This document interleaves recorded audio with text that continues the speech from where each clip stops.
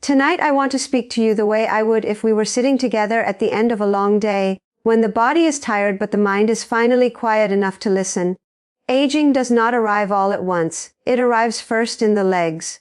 You notice it when stairs feel steeper than they used to, when balance demands more attention, when muscles that once responded instantly now hesitate. Legs are not just limbs that carry us from place to place. They are living archives of our nervous system, our bones, our circulation, and our history of nourishment. When legs weaken after 60, it is rarely about strength alone. It is about communication between cells, about repair that no longer keeps pace with wear, and about whether the body has the raw materials it needs when it does its deepest work at night. Sleep is not merely rest. It is orchestration. Hormones shift, tissues repair microscopic tears, nerve cells recalibrate signals, and minerals and vitamins are ushered into places where daylight metabolism could never afford the time. That is why the idea of bedtime nutrition is not superstition. It is physiology. What you give the body before sleep becomes part of the night's quiet conversation between muscle, bone, and brain.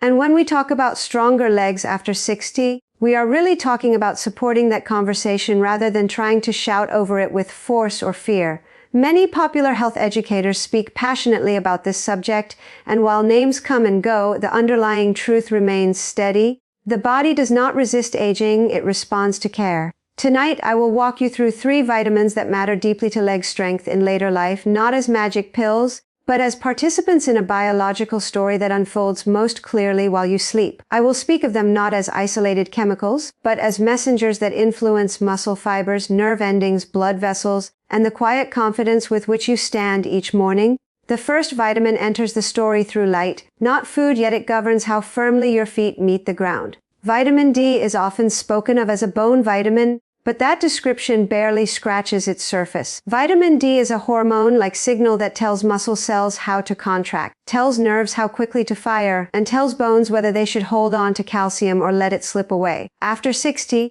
the skin's ability to manufacture vitamin D from sunlight diminishes even in bright climates. At the same time, kidneys become less efficient at activating it. The result is not dramatic pain at first, but a quiet weakening, muscles that fatigue sooner, legs that feel heavy, balance that feels uncertain in low light. Inside muscle cells, vitamin D receptors sit like attentive listeners. When vitamin D binds to them, genes involved in muscle protein synthesis become more active. This means that vitamin D does not merely preserve muscle, it helps muscle respond to use. Without it, exercise becomes less effective no matter how faithfully it is performed. At night, when growth hormone peaks and muscle repair accelerates, adequate vitamin D allows that repair to translate into real strength rather than incomplete recovery. There is also the nervous system to consider. Many falls after 60 are not due to weak muscles alone, but delayed nerve signals. Vitamin D influences how quickly nerves conduct impulses. A fraction of a second matters when a foot encounters uneven ground. During sleep, nerve cells recalibrate their sensitivity. Vitamin D supports this process, helping legs respond with clarity instead of hesitation. Taken in the evening, vitamin D does not sedate the body, rather, it supports the hormonal rhythm that governs nighttime repair. For many older adults, modest evening supplementation aligns well with the body's repair cycle, particularly when daytime sun exposure is limited. This is not about chasing high doses. It is about consistency, adequacy, and respect for a system that prefers balance over extremes. As we move deeper into the body's nighttime work, we encounter a vitamin that speaks the language of nerves more fluently than any other. Vitamin B12 is often overlooked until its absence makes itself known through numbness, tingling, or weakness in the legs. But by the time symptoms appear, deficiency has often been present for years. After 60, stomach acid production declines, and with it the ability to release B12 from food. Medications commonly used in later life further interfere with absorption. The result is not merely low energy, it is compromised communication between the brain and the muscles that move you through the world. Vitamin B12 is essential for maintaining the myelin sheath, the insulating layer around nerves that allows electrical signals to travel quickly and accurately. When myelin thins, signals slow down. Muscles may still be strong, but the message arrives late. This is why B12 deficiency can mimic muscle weakness even when muscle tissue itself is intact. At night, when the nervous system shifts into maintenance mode, B12 availability influences how well nerves repair and preserve their insulation. There is also the matter of muscle metabolism. Vitamin B12 participates in energy production within muscle cells, particularly in pathways that convert nutrients into usable fuel. During sleep, muscles replenish energy stores depleted during the day. Adequate B12 ensures that this replenishment is efficient so that morning stiffness gives way to readiness rather than reluctance. Taken before bed, vitamin B12 does not act as a stimulant in the way caffeine does. Instead, it supports the biochemical groundwork of recovery. Some people worry that B vitamins may interfere with sleep, but in physiologically appropriate amounts, B12 tends to harmonize with nighttime repair rather than disrupt it. The goal is not alertness, but cellular competence. The quiet assurance that nerve and muscle cells have what they need to do their work while consciousness rests.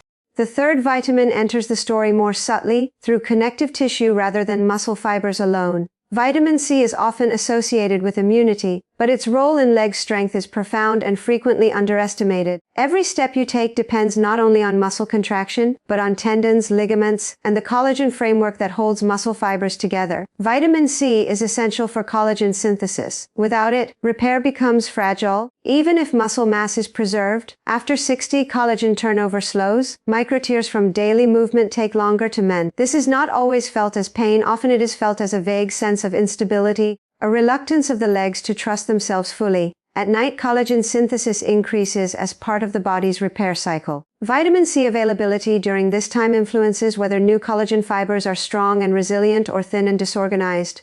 Vitamin C also plays a role in circulation. Healthy legs require healthy blood vessels. Vitamin C supports the integrity of vascular walls and contributes to nitric oxide production, which helps blood vessels relax. Improved nighttime circulation means better delivery of oxygen and nutrients to muscles and nerves during repair. This is particularly relevant for older adults who experience leg cramps or restless sensations at night, signals that circulation and mineral balance may be under strain. Taken in the evening, vitamin C does not merely prepare the immune system for tomorrow, it supports the scaffolding upon which strength is built. It works quietly without fanfare, reinforcing the structures that allow muscles to pull and bones to bear weight without protest. What unites these three vitamins is not their popularity, but their timing. Night is when the body listens best. During the day, metabolism is reactive. At night, it is reflective. Signals are interpreted, damage is assessed, and resources are allocated. Providing the body with vitamin D, B12, and vitamin C in the evening is not about forcing change. It is about removing obstacles to processes that already exist but may be under-resourced. There is also a deeper lesson here, one that extends beyond supplements. Stronger legs after 60 are not built through aggression against the body, but through cooperation with it. Vitamins are not replacements for movement, protein, or rest. They are enablers. They allow walking to remain walking rather than become strain. They allow balance exercises to translate into confidence. They allow sleep to fulfill its ancient role as healer rather than merely as pause. I often think of the legs as philosophers of the body. They teach us about patience. You cannot rush strength into them, and you cannot bully them into youth, but you can listen.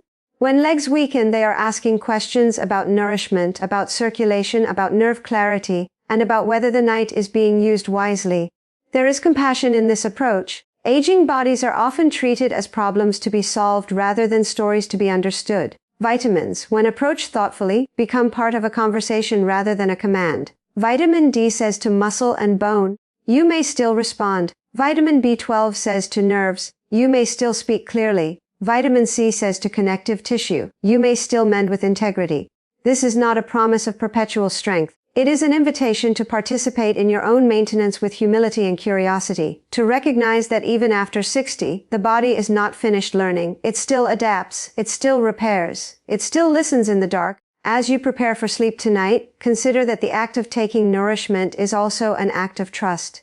You trust that your body knows what to do with what you give it, and most of the time it does. When given the right materials at the right time, it does not rush, it does not panic, it simply works. And in the morning, when you place your feet on the floor, strength may not announce itself dramatically. It may arrive as steadiness, as willingness, as the quiet absence of hesitation.